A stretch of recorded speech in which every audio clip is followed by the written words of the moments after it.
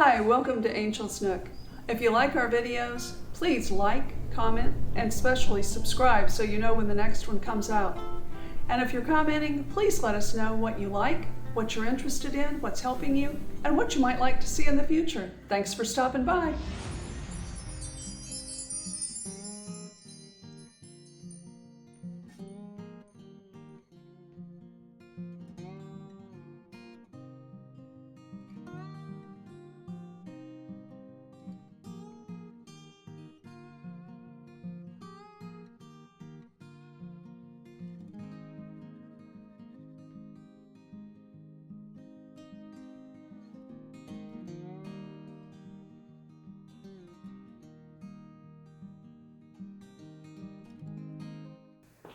This is going to be a quick update to a piece using some leftover paint and some antiquing gels.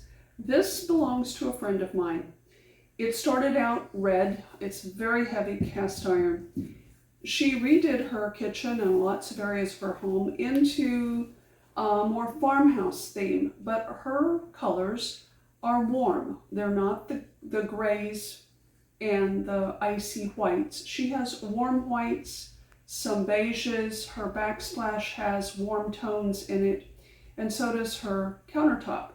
So she had sprayed this with a copper metallic, but it didn't come out the way she wanted it to, and she asked me what I could do with it for her.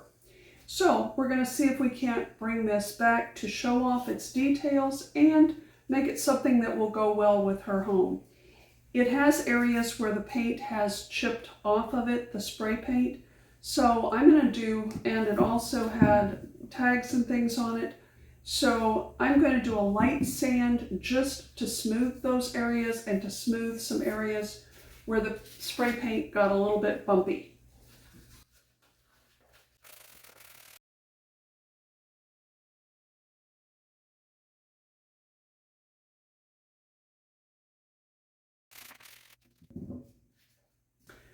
It was definitely a good plan to sand this because you can see the metallic this was sprayed with is not adhered well to this.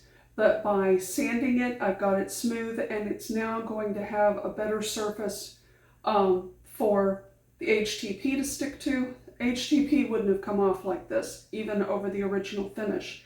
But now we've got a place to start cleaning it up. First thing I'm going to do is just wipe it down to get most of the sanding residue off of it. There's no point in using your wipe to clean this kind of dirt off of something. That's just a waste.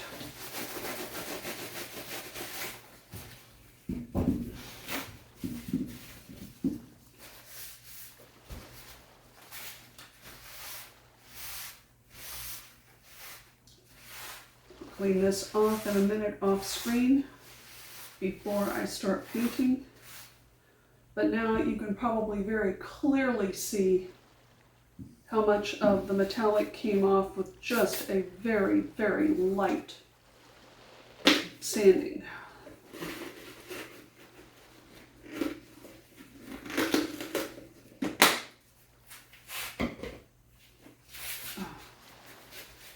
Now we'll give it a good wipe down.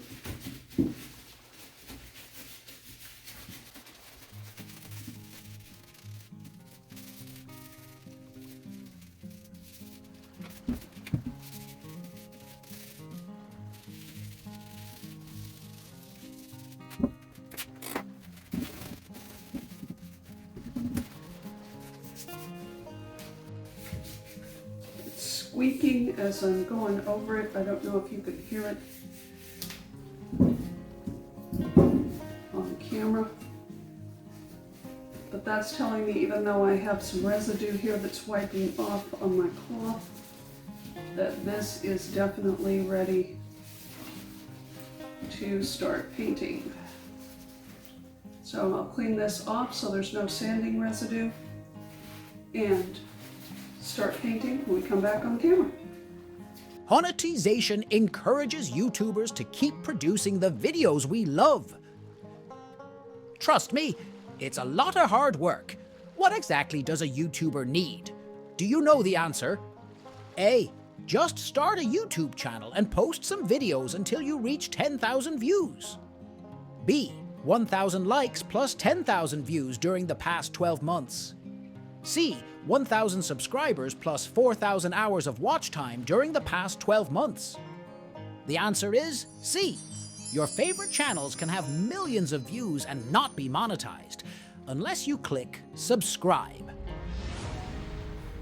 I'm going to use a small art brush. It's going to hold plenty of paint for me, and it's easier to get into all the grooves that are in this than using the large Syntec brush. This is the color Linen. It's a soft, warm white. It doesn't have yellow undertones to it. It's a nice neutral white without being a harsh bright white. So that's what's going to go on this as its first coat.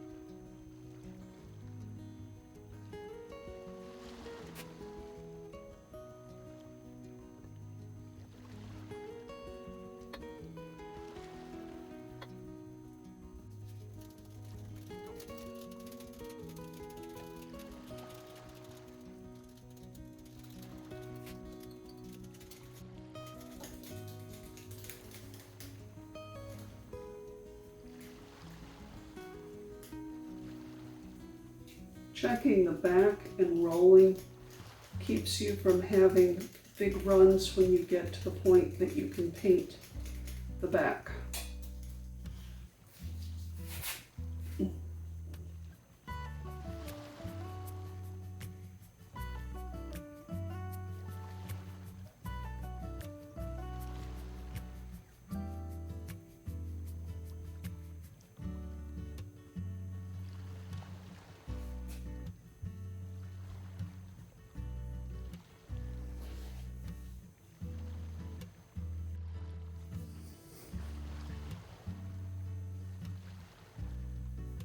The roller is much easier to get across the main tops of the surfaces, and then you can still pounce with it like you would a piece of the True Applicator. I could have a piece of True Applicator cut to pounce into the areas too, but there's really no need when the roller will do that job for you just as well on the places like this. But where you're going across the front, this is going to give, the roller is going to give a smoother final finish without you picking up into other areas that you have already worked on.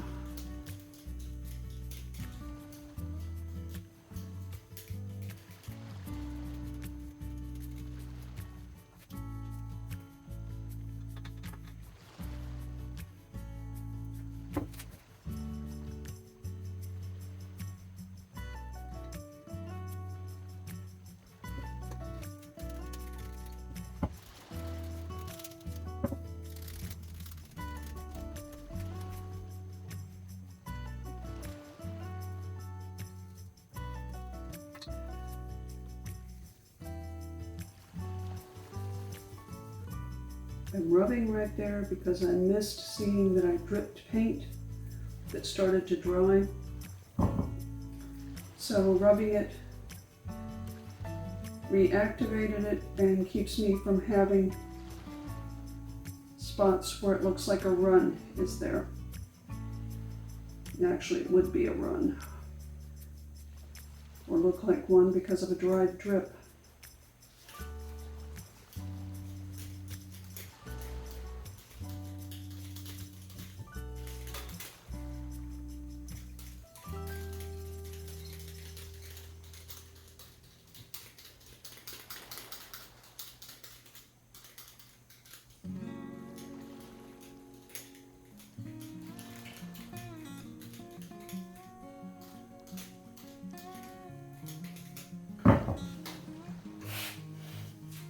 On metal or anything super slick, you definitely will get an ugly coat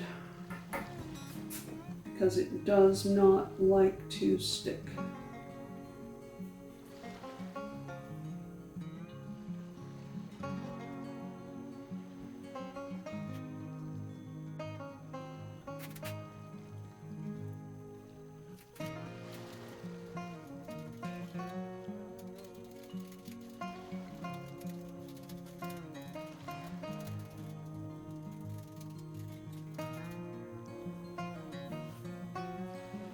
I'm not going to try to paint the back of this or this back piece until this has dried to the touch, because then I can, so actually probably I'll let it sit for a couple of hours, which is more than just dry to the touch. Then I can turn it over, I can get the back of this done and the bottom underneath side.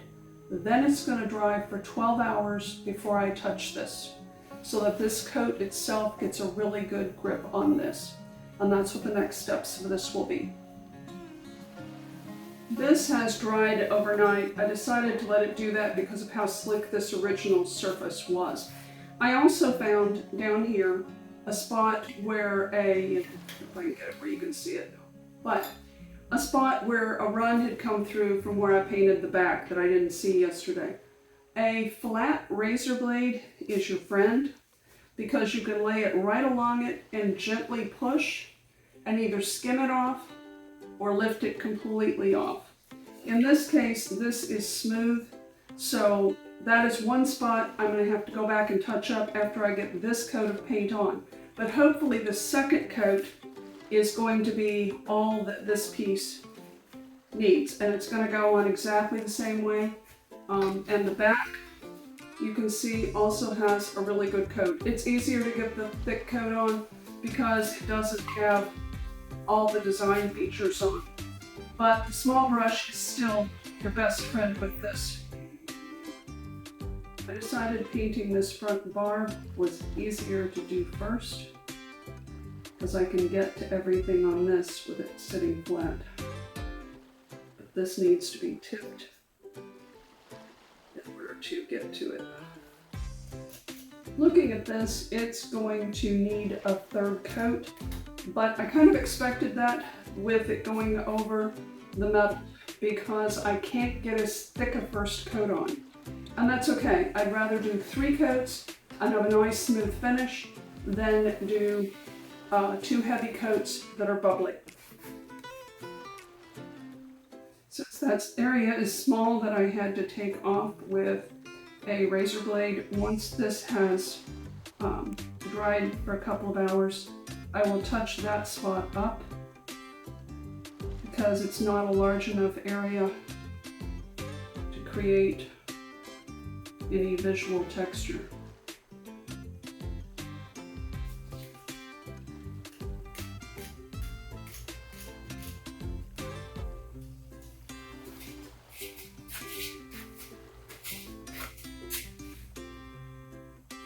That's clear that the back needs to be rolled, all the drips that made it underneath.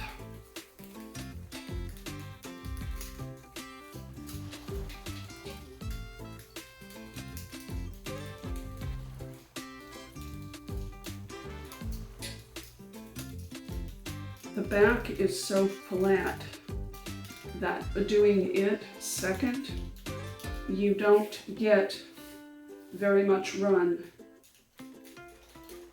anywhere going through. But this front with all its detailing will definitely create lines onto the back. This front edge is really good for getting into places like that where it can pool.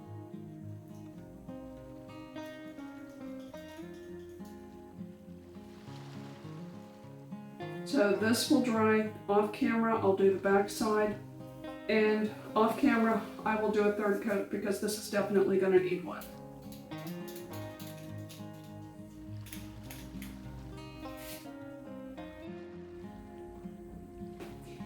It did take 3 coats on the front of this.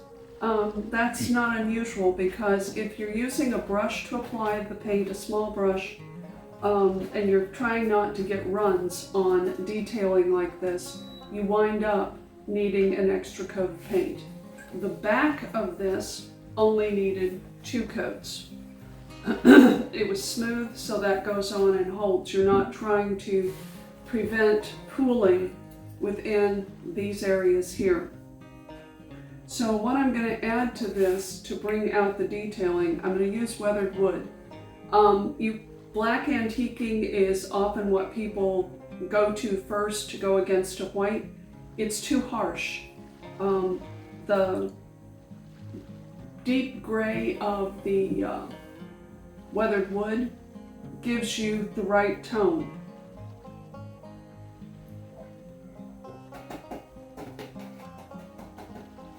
And I don't want much on the brush.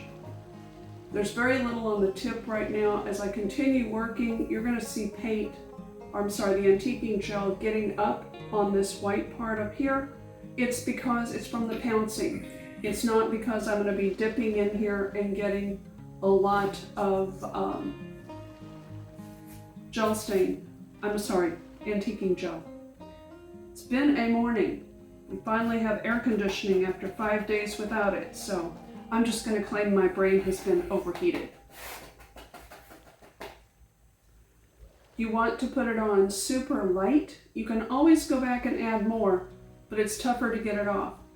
This base color needs to dry for 48 hours. Otherwise, if you need to rub this off, if you need to mist it with water and take it off because either you don't like the look or you've made a mistake on it, if you do it before the 48 hours, you're going to start pulling this paint, base color paint off.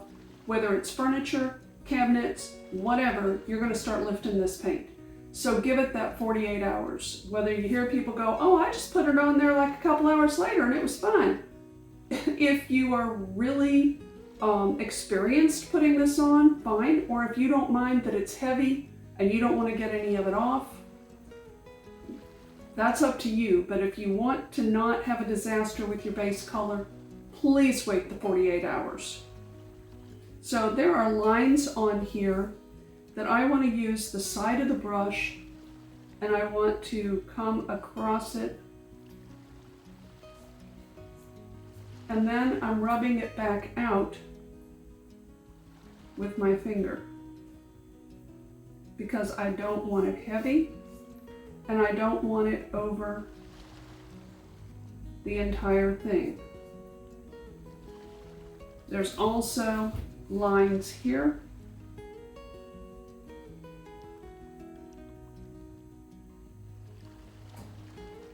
And I will do some along this edge here. And along this upper edge. But again, I'm going to rub this to mute it down. And I will get some along this back edge.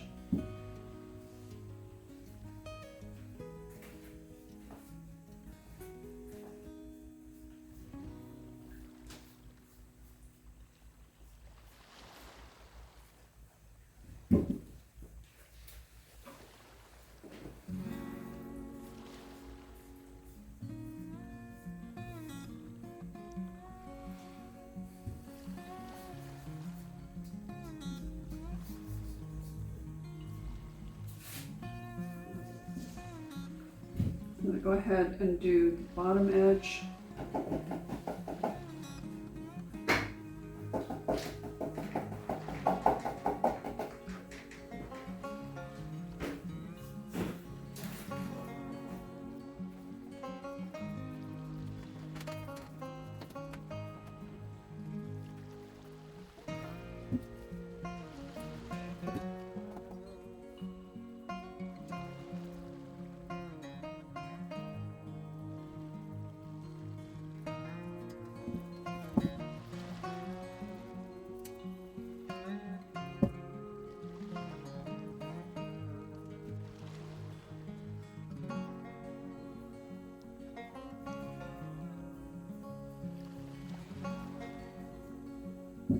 By keeping the brush very, very dry,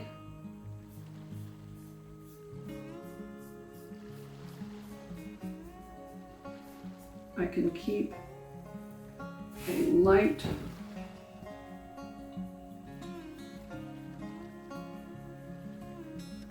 antiquing on here that looks like age and wear versus paint. It's just been layered on.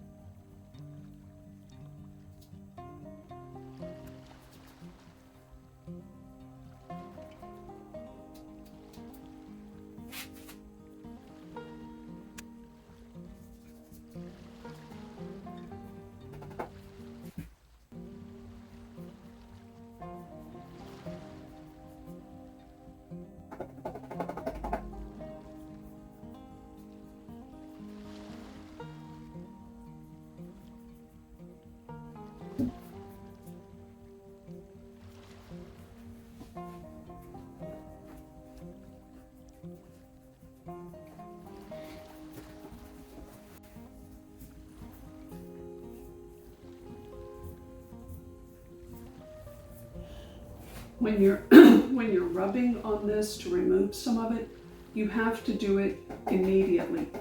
You can't do the whole thing and then go back and try to wipe off when you're trying to do this kind of effect, because it will already have dried on you.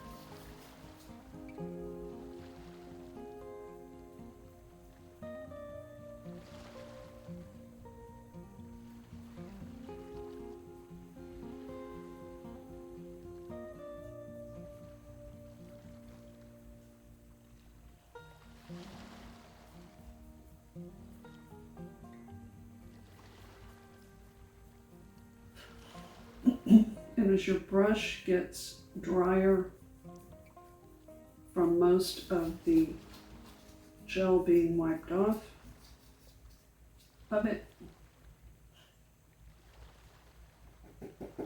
you can rub a little bit harder with the brush.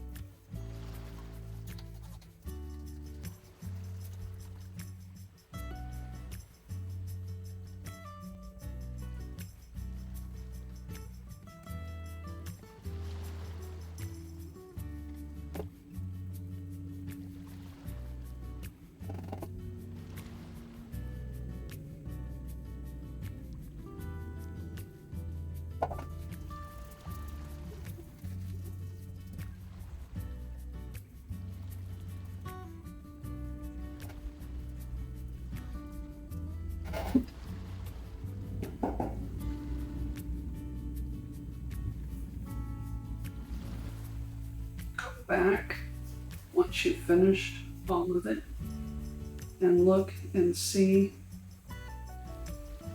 where areas need more balance.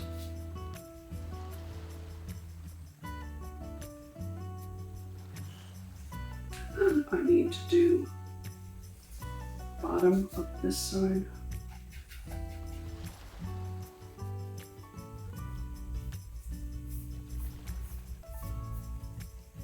One.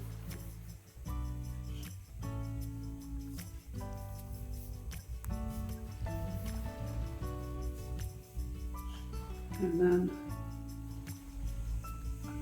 just a little to the back here.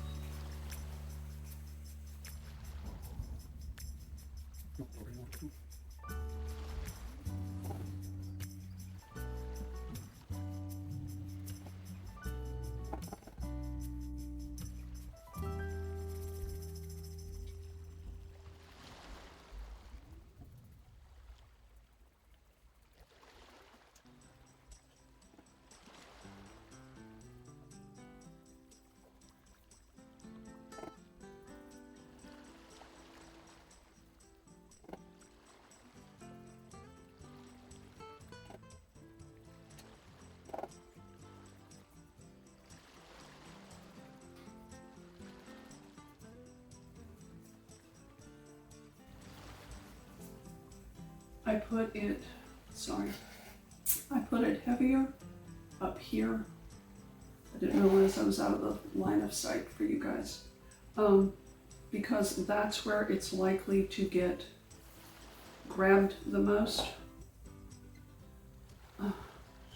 And by adding on to the back, it makes the whole piece cohesive. And I just saw where I didn't get under here.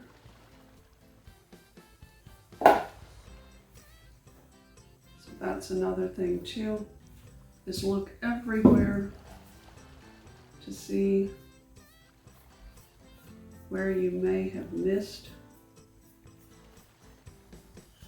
adding some highlights. And be careful not to take your brush back to the front,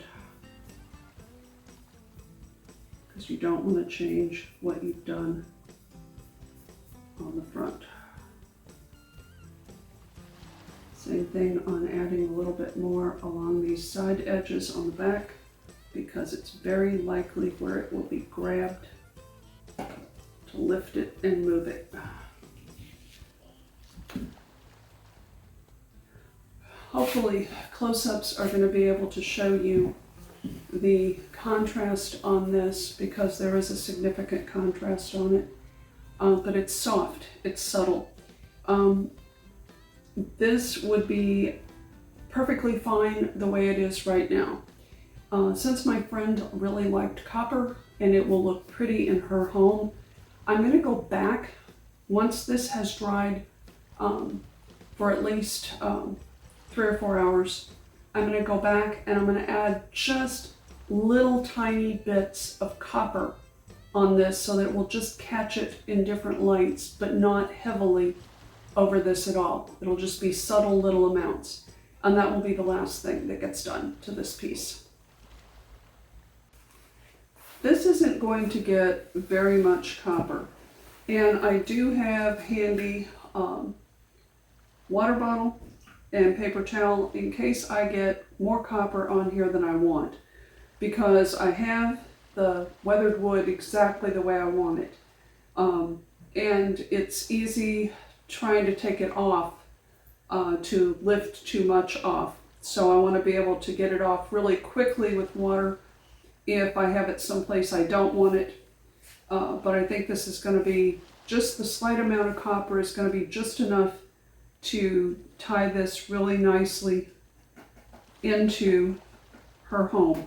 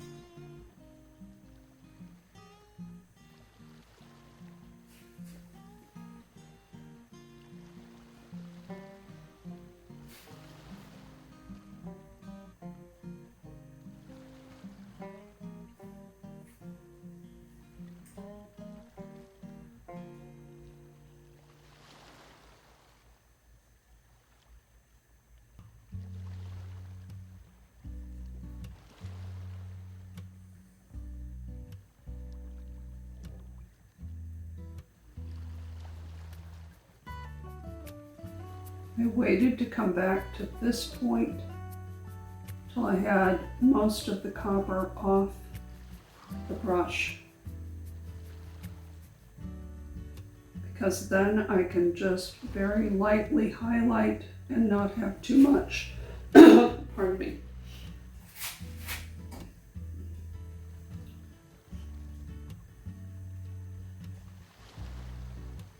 And again, it's just very little on this brush.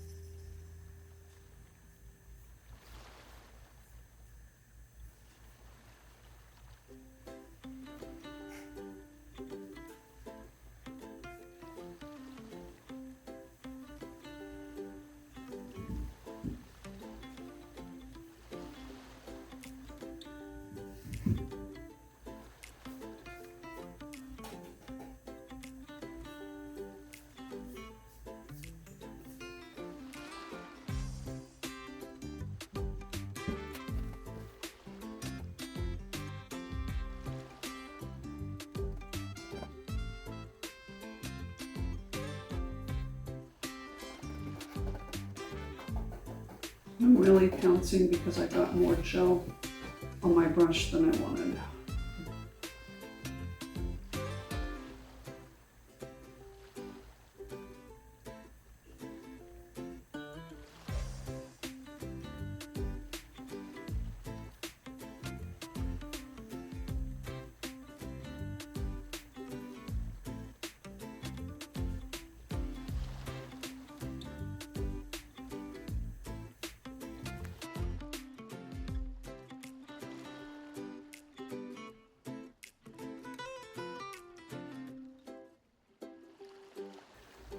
You want balance with this additional color, but you don't want it everywhere that you had your first color. I definitely wanted the floral leaf type pieces to have the copper on it, and then it's just looking at the piece. It's a strange way to say it, but it's allowing the piece to talk to me. Where does it appear to need more balance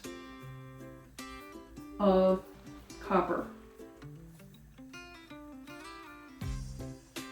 without putting too much?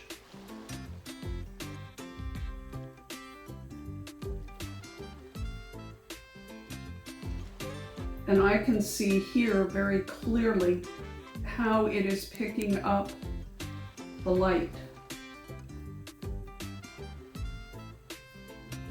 And that's one of the things I want the metallic to do.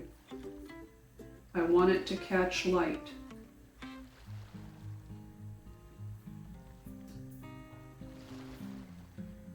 And at this point, my brush is so dry that I'm just getting a light dusting in places on this. And this was looking too solid along the front.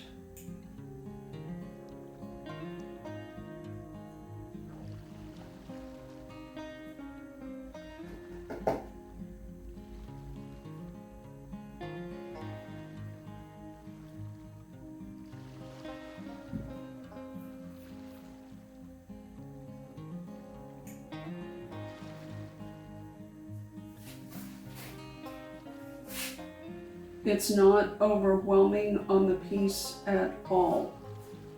It's very, very soft.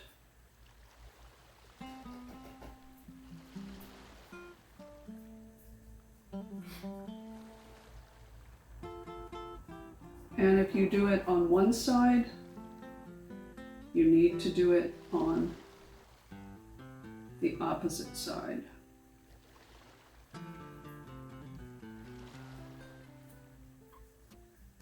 You need them to balance.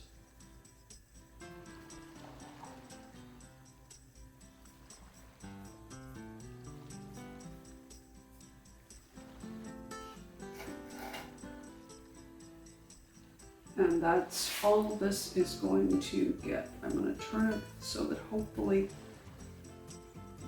you can get some good tight shots of it for what it looks like finished. I'm not going to put it onto the back of this. I did all on the base, but I'm not going to put it onto the back, I don't think.